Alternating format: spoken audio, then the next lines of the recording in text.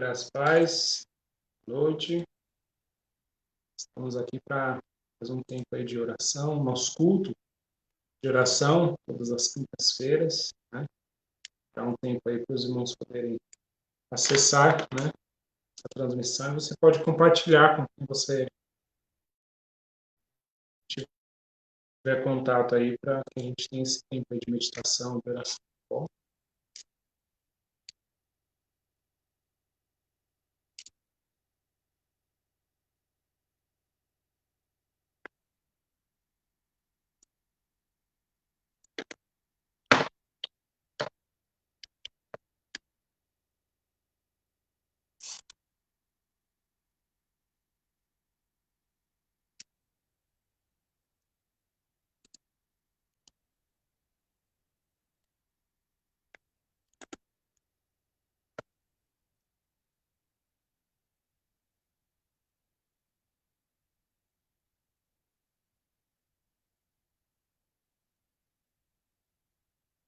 Boa noite, homens.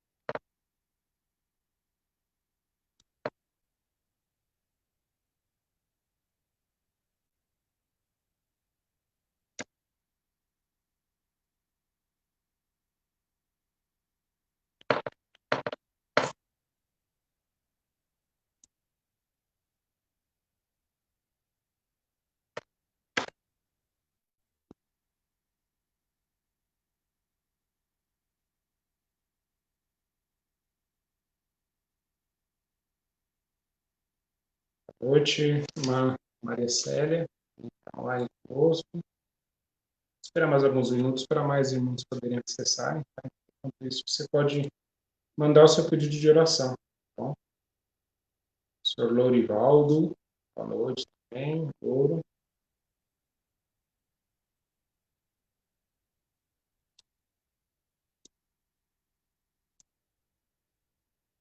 Mandando aí seu pedido de oração, tá bom?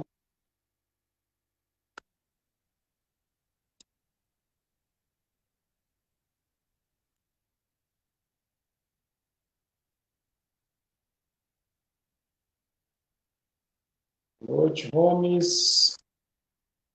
Maria Célia também. Boa noite para todos os irmãos. Ele está falando aí que já está com saudade de todos, né? A recíproca é verdadeira, né? Todos nós estamos aí com saudade, né? Orem, né, para o retorno dos cultos. Há uma flexibilização, né? Mas, se vocês irmãos têm acompanhado as notícias, sai um decreto, volta o decreto anterior. Nós estamos aguardando um pouco mais, né, orando a respeito disso, para voltar no melhor momento, né? Nosso desejo é voltar como igreja, todos podendo estar juntos nos cultos, né? Então, ore por isso. Ore porque nós estamos com saudade de cultuar o Senhor junto com os irmãos, né? Tem feito falta, né? Nós estarmos juntos como igreja, nossa comunhão. Nós estamos produzindo material, mandando, né, para os irmãos, mas mesmo assim não é a mesma coisa, né? A interação e tudo isso. Então, gostaria muito que os irmãos colocassem isso em oração, todos os cultos, né? Não só aqui, mas há muitos estados aí que até a transmissão do culto está dificultosa, né? Há locais que não se tem infraestrutura, né, um acesso à internet, tudo isso para fazer uma transmissão. É bem difícil. Ore por isso, ore para que nossos irmãos aí consigam voltar, né, os cultos só, não só a nossa igreja, mas todas as igrejas, para que a gente consiga aí voltar às nossas atividades normais, tá bom? Então, bom dia, assessor também, boa noite, mãe. Mais alguns minutinhos. Compartilha o link da publicação. Mais pessoas conseguem ouvir, né, nossa meditação hoje. Nós vamos orar manda seu pedido de oração também, tá bom? Já vai abrindo a sua Bíblia aí no Salmo 23, essa meditação da nossa noite. Salmo 23. Vamos poder meditar aí como que Deus cuida de nós ainda. Em meio à pandemia, a gente pode olhar para textos como esses e definitivamente é um texto que consola o nosso coração. Nosso coração, muitas vezes, pequeno, né? Perante a tudo isso que está acontecendo, e a gente consegue olhar para textos assim. Olha, Deus está no controle, né, de todas as coisas. Vai abrindo a sua Bíblia aí no Salmo 23. Para mais 2 minutinhos, a gente já começa a nossa meditação. Manda seu pedido. Pode mandar via WhatsApp. Pode mandar aqui pela live, né? Pode mandar para o meu WhatsApp particular também, que a gente vai colocar aqui no final. Mais um minutinho, né?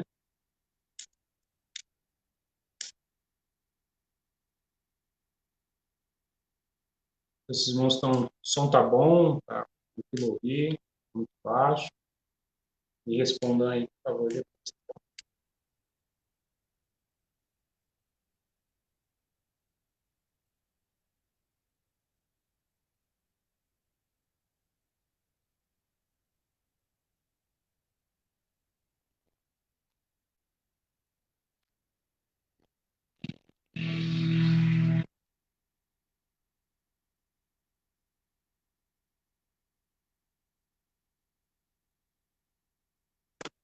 Vamos lá? Salmo 23, abra sua Bíblia comigo.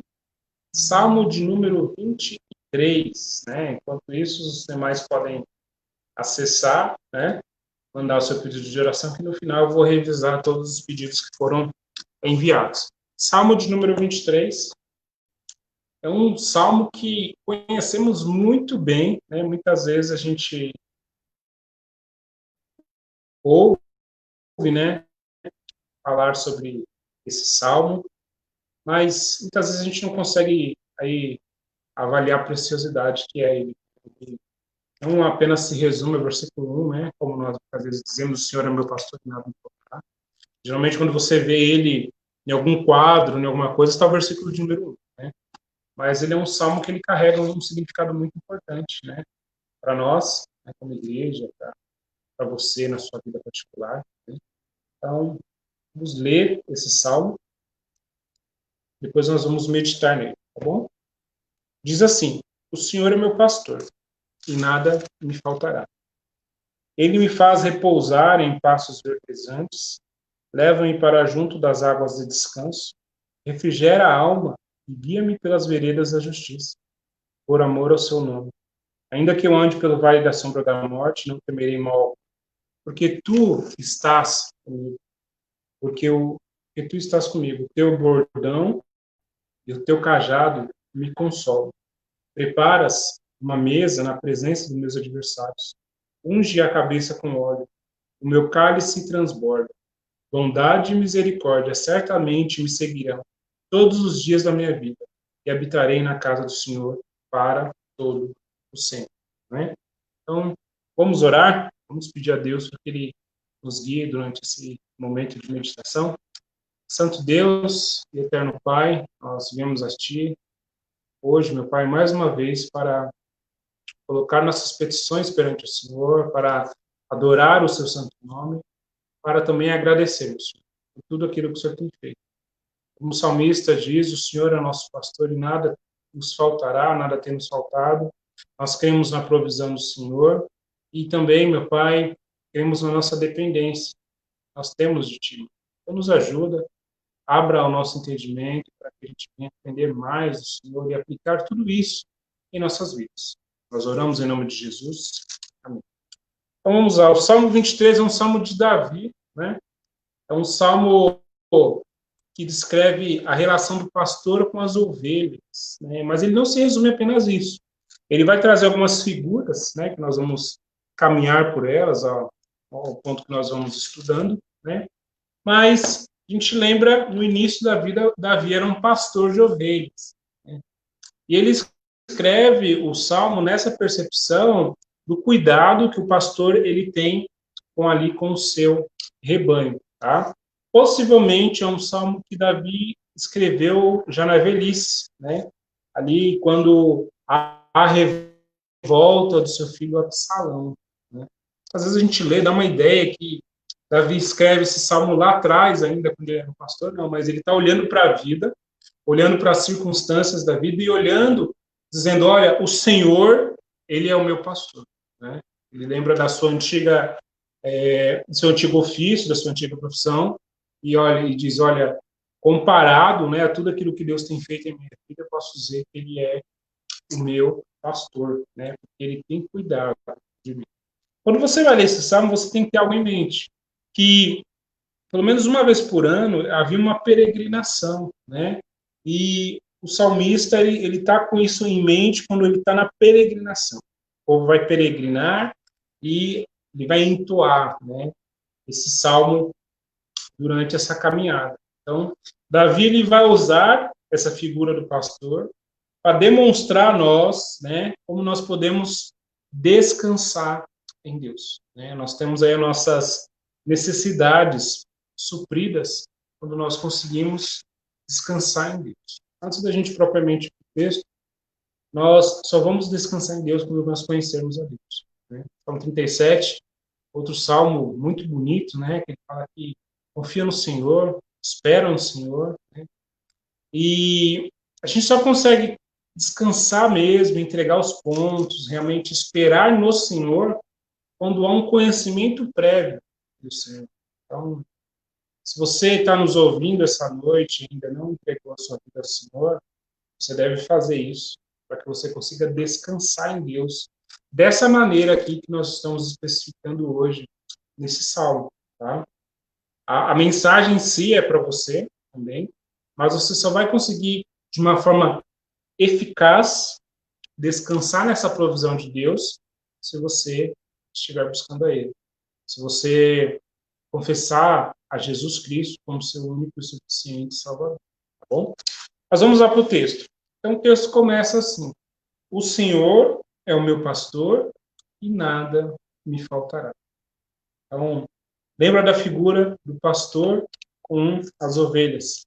Vamos ler os versículos 2 e 3 ainda, né? Fala, ele me faz repousar em pastos verdejantes, leva-me para junto de águas de descanso, refrigera minha alma e guia-me pelas veredas da justiça,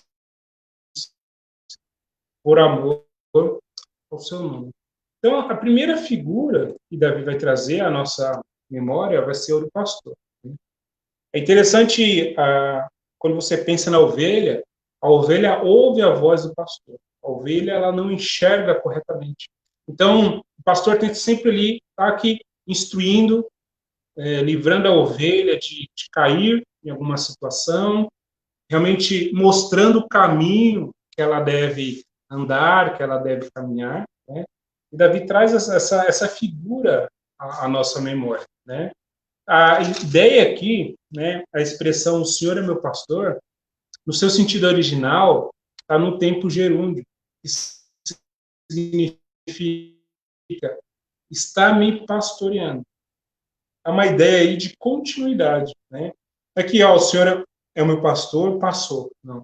O Senhor anda me pastoreando, o Senhor tem cuidado de mim, né? Durante toda a minha vida. Ou seja, o tempo todo, o Senhor está conosco, né? Porque a ovelha é um animal que ela precisa ser conduzida, né? E a ideia aqui é que o tempo todo o Senhor está suprindo as minhas necessidades, o Senhor está suprindo a alimentação, o Senhor está suprindo o meu descanso, né? Por que é importante isso? Antes de nós começarmos o texto, eu falei sobre a importância de eu confessar o Cristo como Salvador, eu buscar o Senhor, né? Porque assim eu vou encontrar descanso, né? Nós estamos passando num tempo de incertezas, num tempo de muitas dificuldades, né? Nós vamos falar um pouco daqui a pouco sobre isso, mas quando nós temos o Senhor como nosso pastor, né? Como nós temos o Senhor como nosso refúgio, como nós temos o Senhor como nossa fortaleza, o socorro bem presente, nós vamos encontrar esse descanso que o texto está falando, né? Nós vamos nos assimilar a essa figura de ovelha, que é totalmente dependente do pastor. Vamos esperar nele, vamos esperar a provisão vinda dele, a paz, o descanso vindo dele. Isso não está nos eximindo das nossas responsabilidades de trabalhar, de ir atrás, mas compreendemos que a nossa dependência, tudo que nós temos, tudo que nós somos, vem de quem? Vem de Deus. É essa expressão aí. O versículo de número 1, ele vai trazer para nós, né? Versículo 2, ele diz assim: ele me faz repousar em pastos verdejantes. Leva-me para junto de águas de descanso, né? Interessante aqui, né? A ideia aqui da palavra leva-me para junto, né? Conduz gentilmente. Deus nos leva, Deus nos acolhe, né? Então, ele me faz repousar sobre pastos verdejantes. Pense naquela paisagem, né? A ovelha ela come capim, aquela paisagem toda realmente abundante para que essas ovelhas venham aí ter o seu suprimento. Não é o ano inteiro, né? Mas é interessante que, mesmo havendo escassez, nós temos o suprimento que vem de quem? Vem de Deus. Essa é a figura. A ovelha, ela é totalmente dependente do seu pastor. Né? Salmo 127, ele fala sobre a soberania de Deus na família e na vida. Né? É a mesma situação. Nós somos completamente dependentes de Deus. O homem, quando ele não quer ser dependente de Deus, ele está numa situação de rebelião, de rebeldia, de pecado. Né? O homem hoje ele nega a existência de um Deus, ele nega tudo aquilo que Deus criou, né? Ele está nessa situação. Ele já tem uma condenação sobre ele. Né? João capítulo 3, versículo 18. Mas nós somos chamados a reavaliar isso, realmente descansar nele, buscar ele, sabendo que ele é o Criador de todas as coisas. Salmo 46, versículo 10, o Senhor diz: aqueitai-vos, sabeis que eu sou Deus. Num contexto de adversidade, a gente pode dizer: Senhor, né, precisamos de Ti. E o Senhor, na sua infinita sabedoria, na sua infinita graça e misericórdia, Ele pode acolher, né, pode ouvir a nossa oração, nos livrar. Ou ainda assim, nos permitir passar por aquela adversidade, né?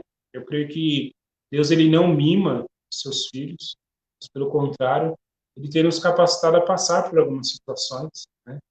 E essas situações elas tendem a nos tornar pessoas melhores, né? Pessoas mais humildes, né? Deixar o orgulho de lado e entender que sem Deus nós não somos nada, né? Então, essa é a figura da ovelha com o pastor, a dependência, né? Então, ele nos faz realmente ir para passos verdejantes, né? E ele refrigera a alma e guia pela vereda da justiça. Olha que interessante. Então, Deus, ele é o pastor, nada você vai ter falta. Você é levado a um local onde há abundância de recursos. Versículo 3, também você é guiado pelo caminho que você deve andar. Não apenas ele vai se limitar a suprir recursos, mas ele nos mostra qual o caminho pelo qual nós devemos percorrer, né? A palavra de Deus, o cristão, é o caminho que ele deve andar, né? Jesus Cristo é esse caminho, de uma forma concreta, ele é o caminho, a verdade e a vida. E a palavra de Deus, ela vem norteando esse caminho, né?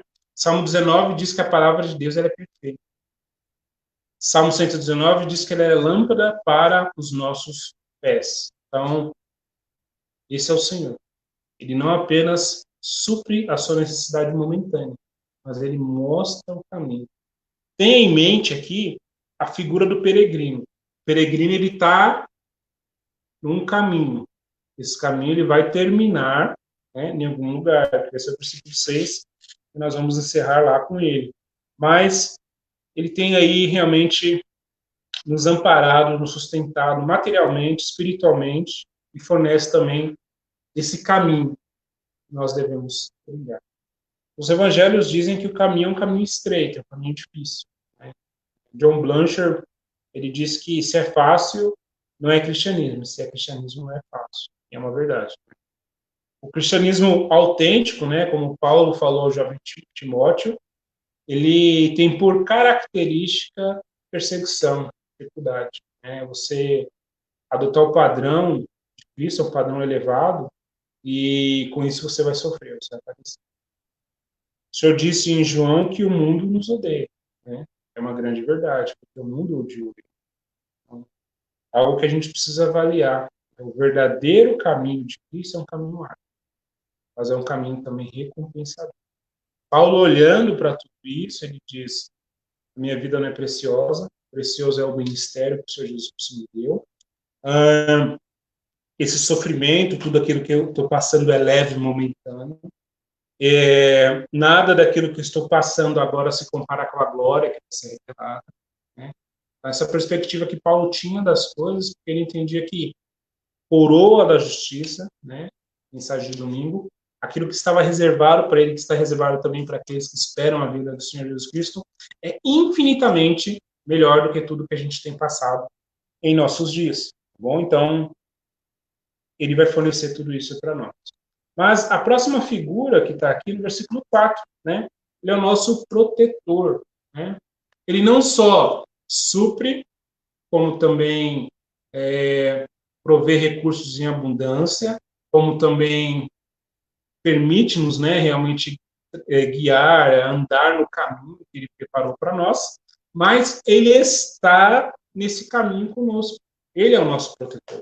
Versículo 4 diz assim: ainda que, né, uma possibilidade, que eu ande pelo vale da sombra da morte, não temerei mal algum, porque tu estás comigo. O teu bordão e o teu cajado me consolam, né? Então, pensa na figura ainda do peregrino. Deus está com ele durante o caminho. Nos momentos difíceis da vida, e o texto vai colocar isso como vale da sombra da morte, né? Seria qualquer lugar ou experiência em nossa vida que nos encha de medo, né? Então você pode estar passando hoje pelo vale da sombra da morte. Você olhando todas as notícias que estão passando, os números assustadores, né? Você olha tudo isso e o seu coração ele se enche de medo, né?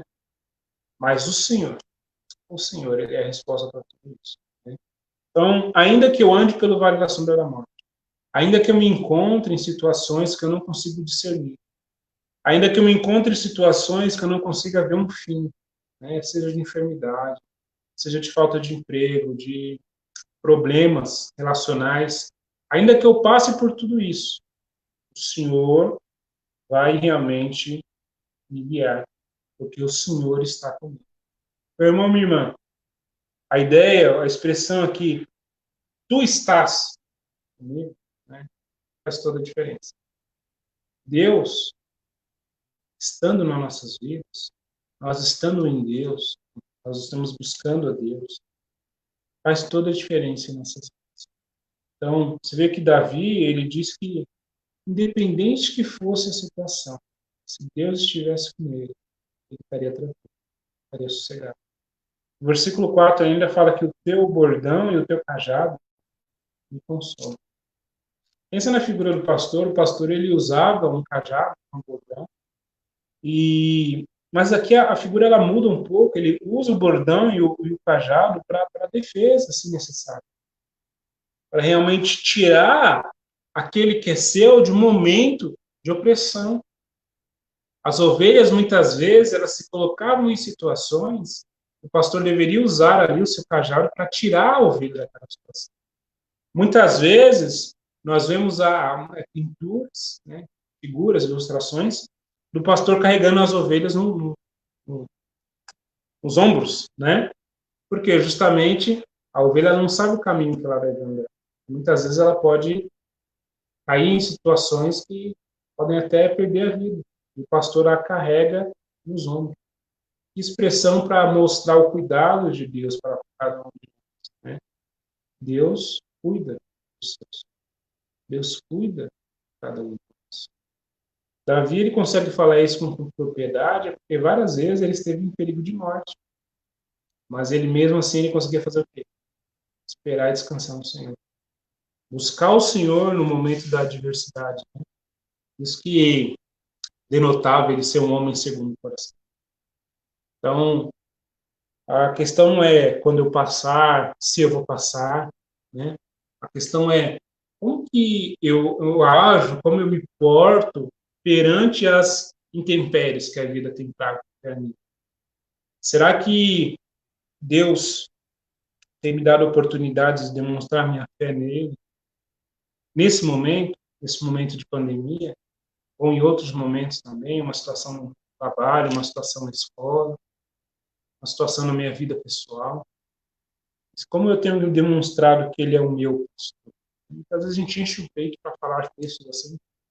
Mas será que isso é uma verdade em nossas vidas? Né? Algo que a gente precisa realmente avaliar. Né? Nós temos a promessa do Senhor Jesus Cristo, né, em João 10, versículo de número 11, que o bom pastor, ele dá a vida nas ovelhas. Né? É impossível a gente pensar em pastor e não pensar em Jesus Cristo. Ele é o exemplo, ele é o nosso sumo pastor. E quando o medo vir em momentos da vida, a gente tem que lembrar disso. Procurar pelo bom pastor. Né? Tem o hábito de dizer aqui na igreja que nós somos membros, né? E o cabeça é Cristo. Né? Nós temos o sumo pastor, o resto tudo é o quê? É ovelha. E a ovelha, ela não sabe o que fazer, ela espera que o pastor vai acudir ela. Né? Então, a gente deve realmente se refugiar nesse sentido no Senhor. Né? Versículo 5 agora parece que muda um pouco a expressão, a figura, e aqui é a figura já de uma recepção. Né? Você pode pensar em um herói de guerra voltando para casa, mas também a gente consegue ainda carregar a figura da ovelha, quando ela, à noite, ela volta para o aprisco, é um local seguro. Né? Versículo 5 diz assim: prepara uma mesa na presença dos meus adversários. Unge minha cabeça com óleo, meu cálice transborda. Né? Então, alguém que voltava da guerra vitorioso, né? Então, ele recebia ali óleo sobre sua cabeça era ungida.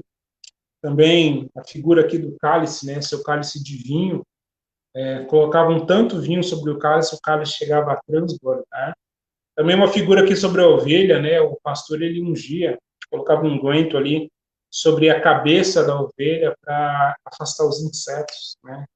A figura também interessante aqui desse versículo, né? Mas a ideia aqui é alguém que alcançou vitória sobre o inimigo. Romanos capítulo 8 diz que nós somos mais que vencedores por meio daquele que nos amou. Nós somos mais que vencedores em Cristo Jesus. Né? Então, a progressão é o quê? Aquele que confia em Deus tem provisão, aquele que confia em Deus tem provisão de recursos, tem um local seguro, tem um protetor, né? E aquele que confia em Deus ainda assim é um vencedor.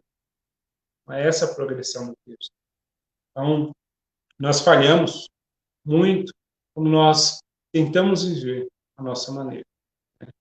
Nós tentamos fazer as coisas do nosso jeito, sem buscar uma orientação de Deus.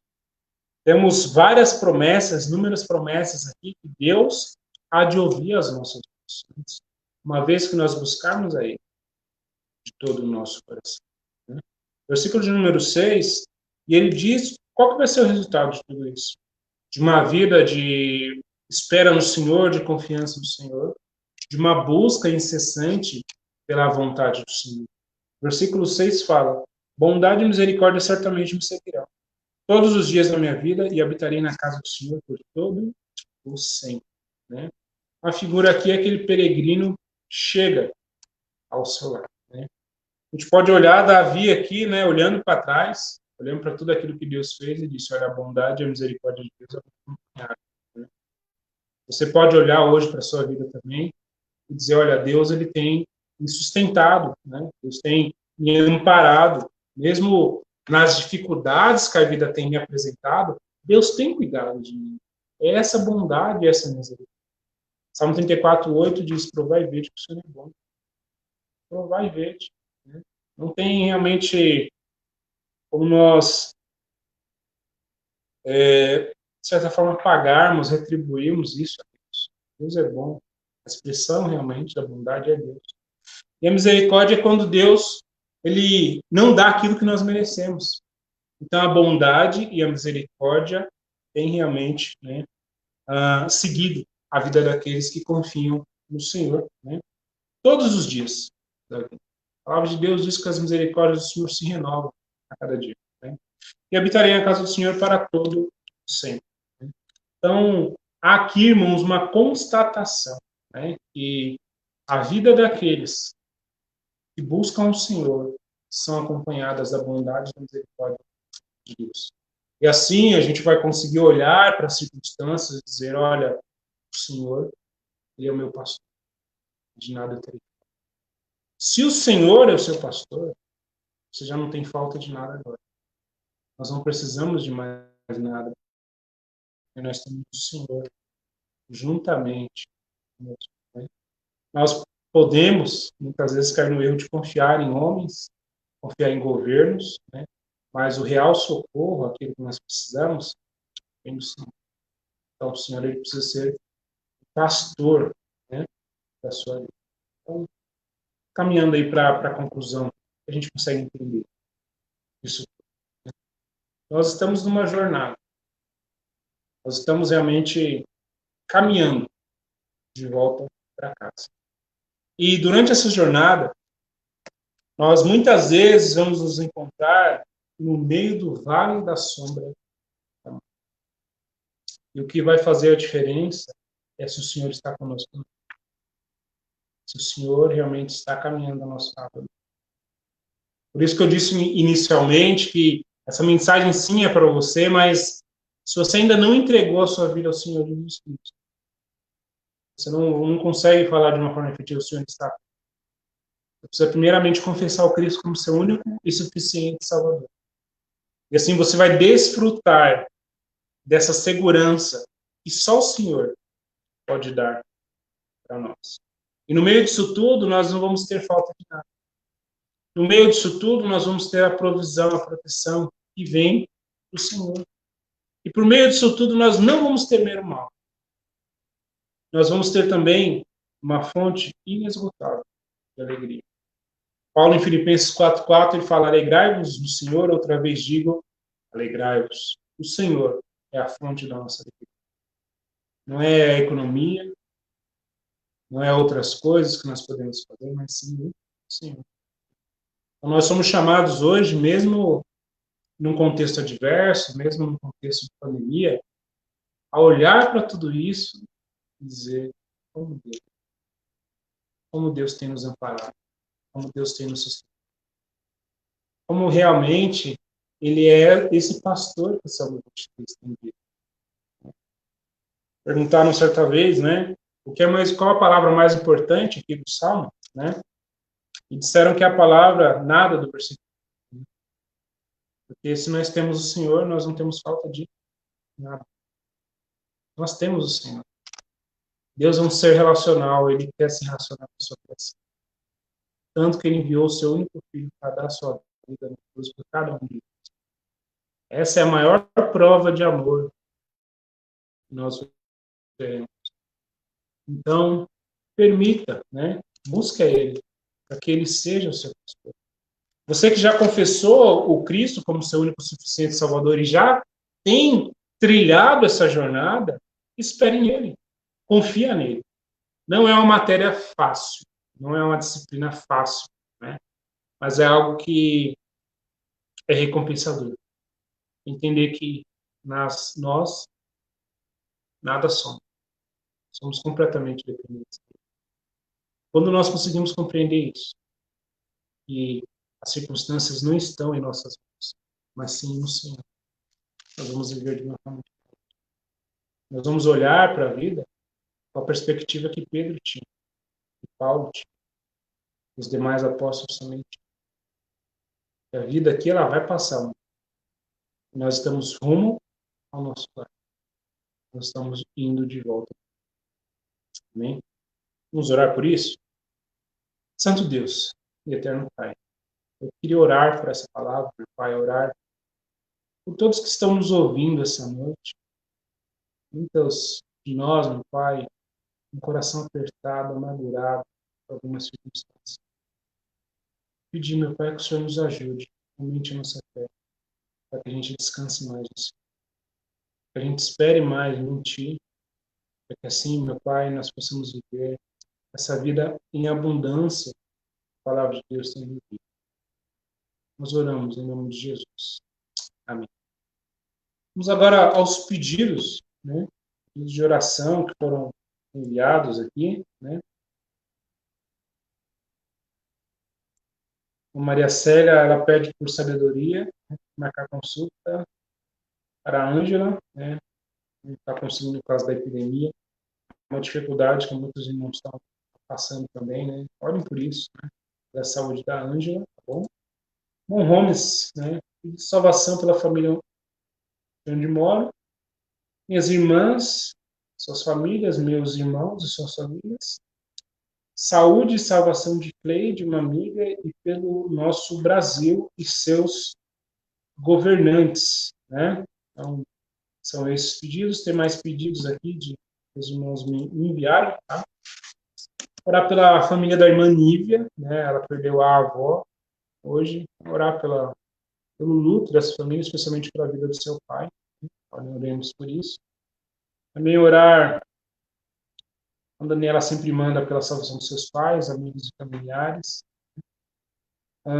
Lembrando das igrejas, orem pelas igrejas, o retorno dos cultos, né, como falei inicialmente, pelos pastores, pelos missionários, né, pelos profissionais de saúde, os policiais também. Tá?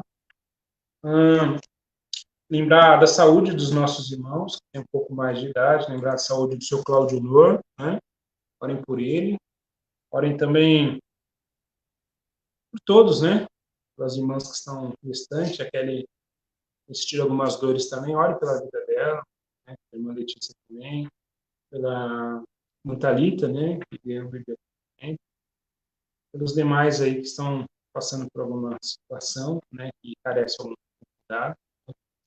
Queria convocar você a orar por isso, né, especificamente pelo nosso país, meus amigos. Se vocês têm acompanhado, né, as notícias, como tá difícil, né, as circunstâncias, né, a gente tem que ter sabedoria, né, para distinguir as circunstâncias, os fatos, mas especificamente orar para Deus fazer sua vontade na vida, não só na nossa vida, mas na vida de todos.